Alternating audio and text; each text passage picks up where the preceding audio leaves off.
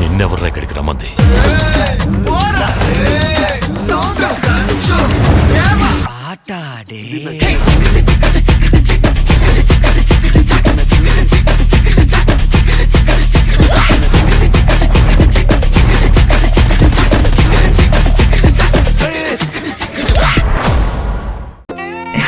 కలిసొచ్చే కాలం వచ్చినప్పుడు ఏం చేస్తాం పిన్ని, అలా కలిసొచ్చింది అంతే.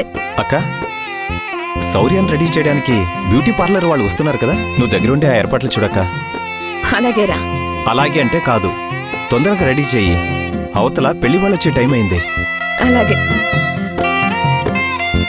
ఇప్పుడే వస్తానండి.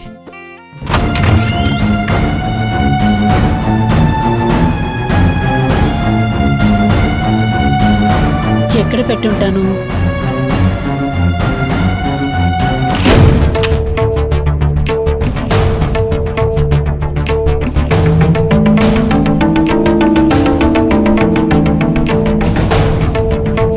ఏంటమ్మా భూమి, శౌర్య ఏమంటోంది?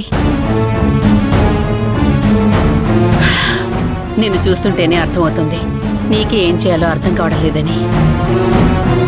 అలా ఏం లేదత్తయ్య, శౌర్యకి పరిస్థితి అర్థమయ్యేలా చెప్పాను. తను కూడా చిన్నపిల్లేం కాదు కదా, చెప్పగానే విషయం అర్థం చేసుకుంది. నిజంగా అర్థం చేసుకుందా? అలా అర్థం చేసుకునేది అయితే ఇంత దూరం ఎందుకు వస్తుందమ్మా? లేదులేండి అత్తయ్య, ఆ వయసు అలాంటిది. ప్రేమించిన వ్యక్తి కోసం ప్రాణాలైనా ఇవ్వాలనిపిస్తుంది. దగ్గరికి తీసుకుని నచ్చ చెప్తే మధ్యలో వచ్చిన ప్రేమ గొప్పదా, కన్నవాళ్ల ప్రేమ గొప్పదా అనేది అర్థమవుతుంది. తనకి అర్థమయ్యేలా నేను చెప్పాను.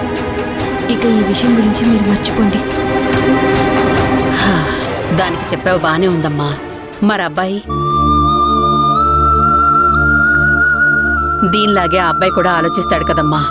మేం ప్రేమించుకున్నాం, పెళ్లి చేసుకోబోతున్నాము అని తను ఎంత ఆశ పెట్టుకుని ఉండుంటాడు.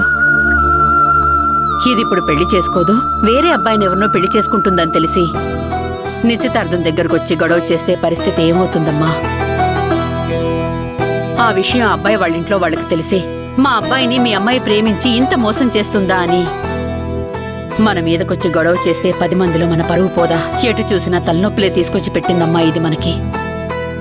నిజమే అత్తయ్య, మీరు చెప్తుంది కూడా కరెక్టే. మన శౌర్యకి సర్ది చెప్పాను, కానీ ఆ అబ్బాయి గురించి ఆలోచించలేదు. అత్తయ్య, సరే మీరేం టెన్షన్ పడకండి, ఆ అబ్బాయితో కూడా నేనే మాట్లాడతాను. సరే తల్లి, మాట్లాడి చూడు. ఆ అబ్బాయి మనసు నచ్చుకోకుండా 10 మందిలోకి వచ్చి గొడవ చేయకుండా నువ్వే చూసుకోవాలి. సరే అత్తయ్య, ఆ విషయం నాకు వదిలేయండి.